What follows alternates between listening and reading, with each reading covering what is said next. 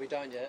We want to have a look at the wicket after they cut it at about 3 o'clock, see what it looks like, and then we'll be able to come up with a team then. So I assume we'll probably release maybe later this afternoon, maybe tomorrow. So is that to do more with your batting order, or perhaps someone who might be out of the squad could be improving as a bowler? Whole heap of things I think are on the table. We'll wait and see what the wicket looks like, and from there we'll determine a playing 11. How is Cummins tracking? Would he be right to go hit the ball right now? He looks pretty good to me, the way he's bowled in the nets. Obviously games of different intensity for sure, but he's tracking really nicely, he knows his body well, and we'll wait and see. Are you able to confirm, Steve, whether Josh will come into the middle order for the vacancy you've got, or does he drop in out, and whether Travis will go for the Again, I think it's going to depend on how we match up. We'll know later on this afternoon once we see the wicket. So, I can't give you a great deal right now. I apologise. If Josh does come in, Steve, what does he bring to an 11, test 11? Yeah, he's obviously a pretty attacking batsman. He did really well on his debut in Sri Lanka. He's been in really good form. So, if he gets his opportunity, he plays fast bowling really nicely. So, if he gets an opportunity, I'm sure he'll do really well for us. Steve, you just had a chance to have a quick look at the pitch. What did you make of it? It's still quite grassy, a little soft. It's obviously going to bake under the sun again today, and I think he's going to take a little bit off it, so it might look a little bit different in a couple of hours' time. How did you find wearing the black strips? Are you going to wear them in the game? And did you realise at any point that you had them on upside down? I actually messaged Shivnarine Chandapal and asked him what his thoughts were, whether he wore the chalk or the strips. He said the strips, and he thinks it blocks out 65% of the glare. And and he also said, I've seen photos and you're wearing them the wrong way. So, so yesterday I put them on the right way, and no, I agree with him. I think it certainly stops the glare, and I'll be wearing them. What do you expect from England this test, Steve, after how they played the first one? Do you expect anything to change? They've obviously changed their team. They've had probably a force change with Woody out and Jack's in, so a spinning option, and lengthens their batting a little bit. I think they've said for a while they're not going to really change the way they go about their business. I don't expect too much different. It's for us. It's not focusing too much on what they do. It's ensuring we've got our plans in place and focus on what we do well and do it for long periods of time. So, looking forward to another test match here tomorrow. Is it kind of music to your ears that they want to keep doing the same thing? It doesn't bother us one bit. For us, it's just about focusing, as I said, on what we do well and doing that for long periods of time. Stephen,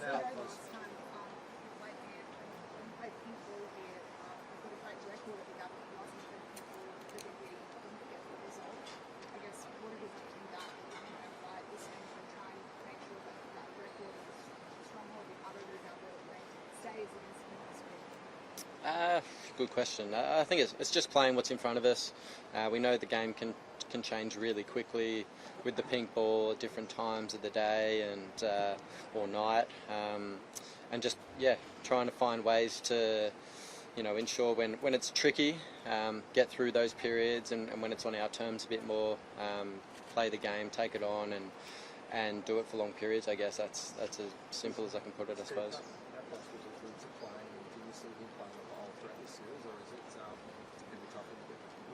Yeah, he was obviously not fit and didn't get up for this one, but he's doing all the right things to try and get himself fit as quickly as possible. And we know with Uzi, he's been a quality player over a long period of time. I think anyone that plays over 80 tests has is a good cricketer, and he's done exceptionally well. And whether he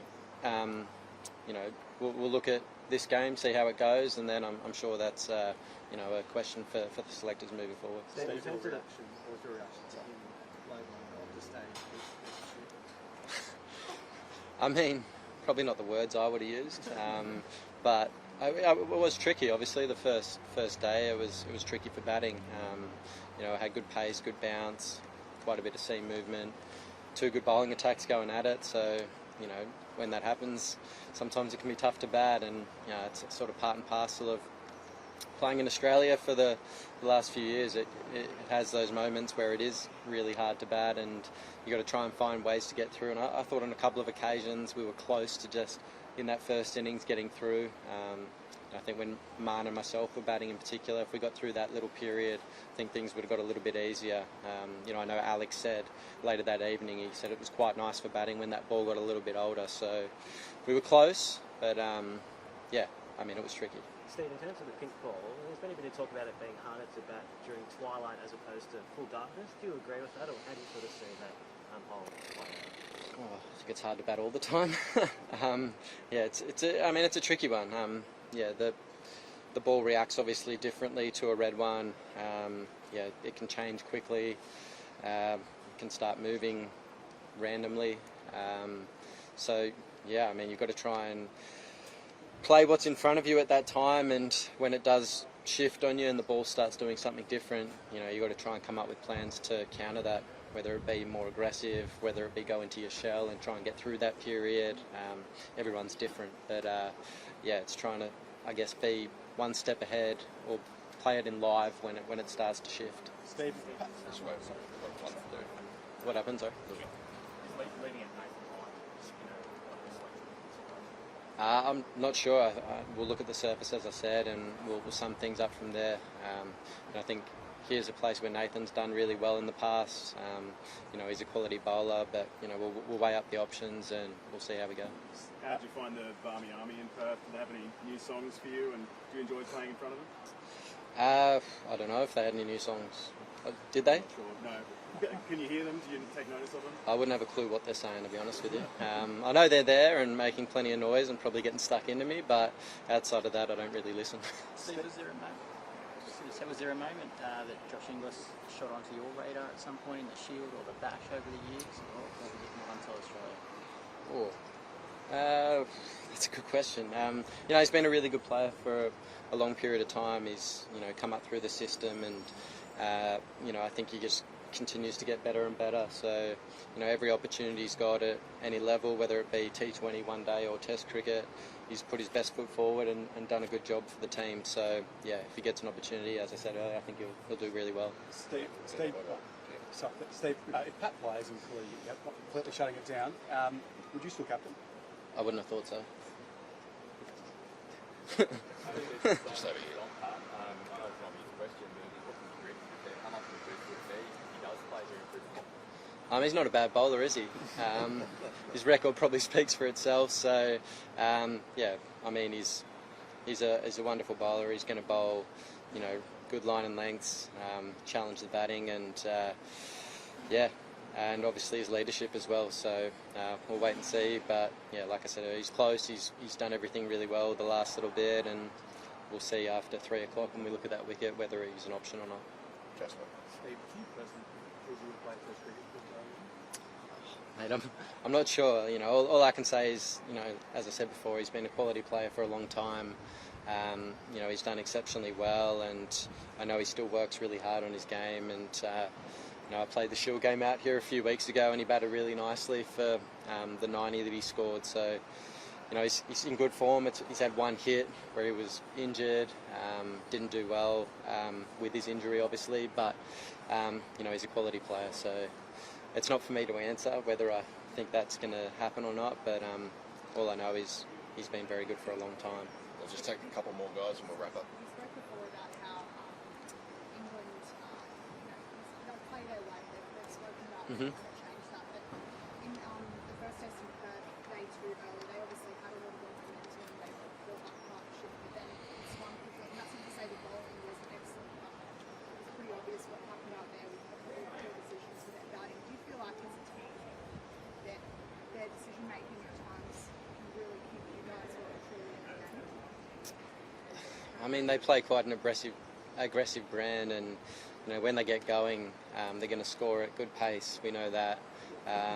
Obviously, the second innings, I think we had a much better ball than we had in the first innings. The guys were really struggling to hit the rope and get any movement, and I think we saw when we got a good ball what Scotty Boland in particular is capable of, and Mitchell Starc, what he did in the first innings with a terrible cricket ball was outstanding. So for us, it's about just putting the ball in the right areas for long enough,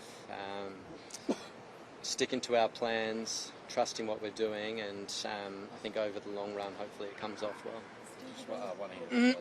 Steve, obviously Pat and Trav have said a bit about the wanting flexibility in the batting order and thinking that maybe fixed positions are overrated. You had that experience opening, and now you're back at 4 and being pretty settled in that position. Like, how do you view that debate? And I guess also for this game, like, is there a prospect of Travis opening in one innings and not in another? I think pink ball, anything's possible. We've been pretty open in the past around maybe having 2 night watchmen and things like that. So, it's a completely different game. You've got to play what's in front of you at any given stage. But, yeah, I'm not sure I completely agree with those 2 on the batting orders being overrated. I think it's nice to be in a similar role and get used to that role over and over again. It can change in games, and maybe that's the way forward.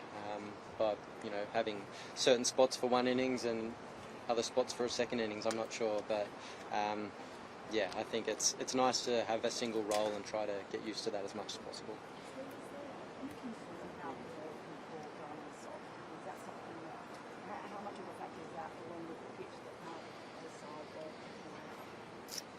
Yeah, I think here in Brisbane's a little bit different to Adelaide. I think Adelaide, the wicket they have down there, it's quite furry and the ball can kind of stay harder for longer. Here it's obviously renowned to be quite a hard, fast wicket, and it's difficult to change your characteristics of the wicket. So at times it can get a little bit soft, and you can see guys batting comfortably, I suppose, at stages. So it's one thing we have to weigh up going into this game, and see how it plays out. Last one, guys, if anyone's got one more. Steve, what's the Australian way of playing Test cricket? Like, we talk about how England's going about it, but if you were to put into words the Australian approach to Test cricket, how would you describe it? I think adapting to conditions and what's in front of us, playing the game in real time. I think that's one thing this team's done really well for a period of time, being able to sum up the conditions, play what's in front in live time, not get back in the shed and say we should have played this way, we should have done this. Playing what's in front of us and doing it for long periods, and I think if you do that in Test cricket, it holds you in pretty good stead.